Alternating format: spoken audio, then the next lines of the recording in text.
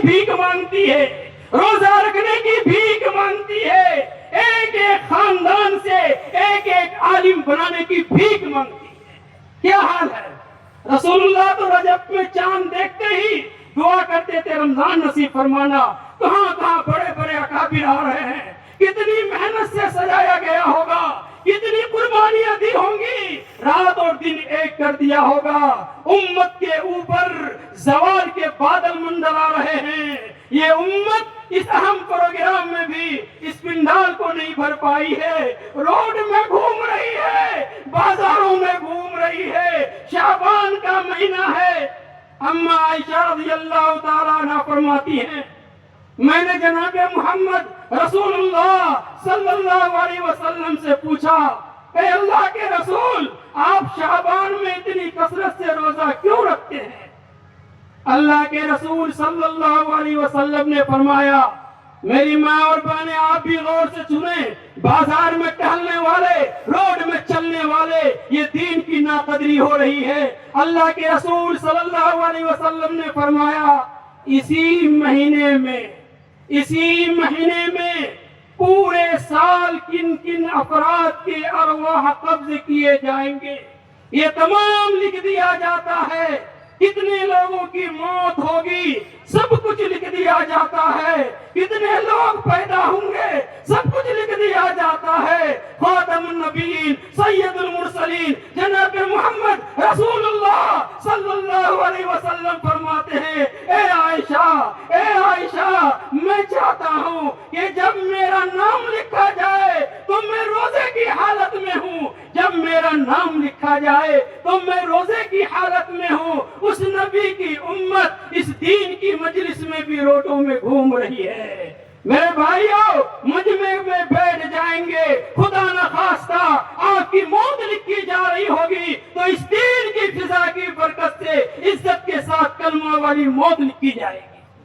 حضرت اسامہ بن زید رضی اللہ تعالیٰ عنہ فرماتے ہیں کہ رسول اللہ صلی اللہ علیہ وسلم نے فرمایا کہ اکثر لوگ رمضان اور رجب کے بیچ کے مہینے یعنی شعبان کے مہینے سے غافل ہیں، حالانکہ اسی مہینے میں لوگوں کے اعمال اللہ کے ہاں پیش کیا جاتا ہے. آقا مدنی فرماتے ہیں میں چاہتا ہوں کہ جب میرے اعمال اللہ کے ہاں پیش ہو تو میں روزے کی حالت میں ہوں. اللہ نے یہ موقع دیا ہے ہمارے اعمال پیش ہو تو دین کی بات سننے سنانے میں، قرآن کی مجلس میں بیٹھنے میں، علماء کے بیانات سننے میں اللہ ہمارے اعمال بھی پیش کرے. اچھا جناب محمد رسول اللہ صلی اللہ علیہ وسلم کے اعمال اگر لکھے جاتے تو کیا لکھا جاتا؟ وہ مکہ کی سرزمین میں جو آپ کے منہ میں تھوکا گیا تھا، وہ طائف کے میدان میں جو آپ پر پتھر برسائے گئے تھے، جہاں جہاں آپ کو پریشان کیا گیا تھا، شوق ابی طالب میں آپ کو بند کر دیا گیا تھا، آپ کے اعمال پہنچتے تو وہ پہنچتے لمبے سجدے بدر کے میدان میں روتے ہوئے آگے آپ نے کیا کیا دعائیں کی تھی وہ اعمال پہنچتے. ہمارے نبی جناب محمد رسول اللہ صلی اللہ علیہ وسلم اس شعبان کے مہینے میں ان کے معمولات ان کی اسی نبی کی یہ امتی، یہ مائیں اور یہ بہنیں نہ جانے میرے بھائیوں اور عزیز دوستوں کہاں گھوم رہی ہیں. مجلس کی قدر نہیں. اللہ تعالیٰ اس جلسے اور اس شعبان کی برکت سے ہمیں صرف علماء کے بیانات کو موبائل میں ریکارڈ کرنے کا ذریعہ نہ بننے دے، دل میں اتر کر عمل کرنے کی ضرورت ہے. اللہ نے فرمایا لقد کان لکم فی رسول اللہ اسوۃ حسنہ. کوئی دنیا کا بہت بڑے سے بڑے پیر ہو یا گاؤں میں کام کرنے والے ہو، چاند میں پہنچنے والا ایمان والا ہو، اللہ کے رسول نے فرمایا جناب محمد، اللہ تعالیٰ نے فرمایا جناب محمد رسول اللہ صلی اللہ علیہ وسلم کی زندگی آپ نے شعبان کیسے گزارے، شب برات کیسے گزارے، آپ کی جوانی کیسے گزری، شادی بیاہ والی زندگی آپ نے کیسے گزارے. یہ تمام چیز میں نمونہ کون ہے؟ جناب محمد رسول اللہ صلی اللہ علیہ وسلم۔ اس شعبان میں اللہ نیکیوں کو پھیلا دیتے ہیں۔ میرے بھائیوں اور عزیز دوستو، وقت کی قلت ہے، ذرا مان جائیے، ذرا سمجھ جائیے، سارا نظام دنیا، نظام ملک آپ کے سامنے ہے۔ اس امت کے ایک ایک فرد کو توبہ کی ضرورت ہے۔ ایک رات بھی آئے گی، نصف شعبان، وقت کم ہے، صرف چند لوگ ایسے ہوں گے جن کو اللہ تعالیٰ اس دن بھی معاف نہیں کریں گے۔ اس میں سے ایک ہے کینہ رکھنے والا، ایک ہے کینہ رکھنے والا۔ جناب محمد رسول اللہ صلی اللہ علیہ وسلم تشریف فرما ہے۔ ایک صحابی آ رہے ہیں، داڑھی سے وضو کے پانی ٹپک رہا ہے، ہاتھ میں جوتے لیے ہے۔ اللہ کے رسول نے فرمایا یہ جنتی ہے۔ دوسرے دن آئے، پھر فرمایا جنتی ہے۔ تیسرے دن آئے، پھر فرمایا جنتی ہے۔ عبداللہ بن عمر ایک صحابی ہے، نیکیوں کی تلاش دیکھیے، وہ پیچھے لگ گئے۔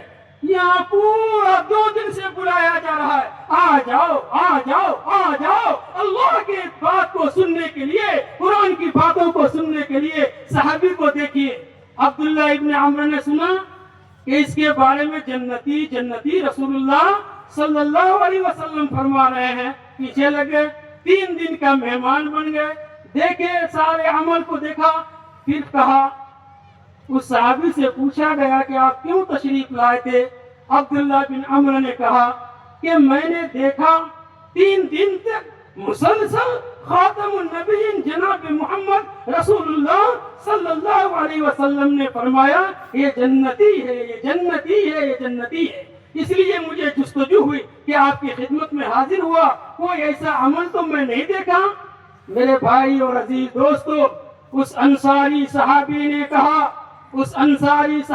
کہا، میرا عمل تو اتنا بڑا نہیں ہے، لیکن خدا کی قسم جب سے جناب محمد رسول اللہ صلی اللہ علیہ وسلم کے دستے مبارک سے کلمہ پڑھنے کے بعد اسلام قبول کیا، اس دن سے لے کر آج تک کسی شخص کے بارے میں، کسی چیزوں کے بارے میں، کسی انسان کے بارے میں میرے دل میں کینہ نہیں ہے، میرے دل میں کینہ نہیں ہے۔ بس یہی ایک عمل ہے جس کی وجہ سے جناب محمد رسول اللہ صلی اللہ علیہ وسلم نے فرمایا یہ جنتی ہے، یہ جنتی ہے، یہ جنتی ہے۔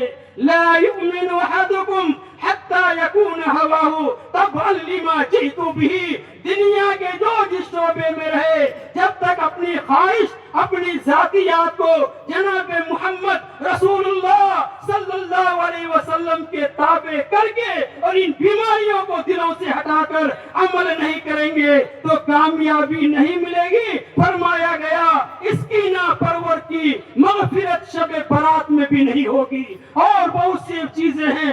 اللہ تعالی ہم سب کو کینہ، حسد، بغض، کبر سے محفوظ فرما کر اس دل کو قلب سلیم بنا دے، وہ دل بنا دے، وہ دل بنا دے کہ جب روح پرواز ہو تو فرشتے کہے یا ایتھا النفس المطمئنہ ارجعی الی ربک راضیۃ مرضیہ۔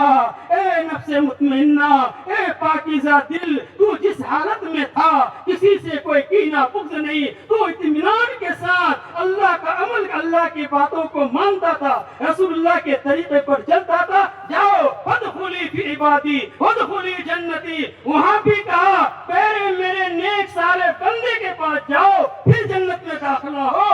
مرنے کے بعد کیا پتا چلا؟ میرے بھائیوں، صحبت صالحین، علماء کی قدر کرنا، بزرگوں کے سامنے بیٹھنا، بزرگوں کی مجلسوں میں شرکت کرنا، انشاءاللہ یہ موت کی عزت کا ذریعہ بنے گا اور آخرت میں نجات کا ذریعہ بنے گا۔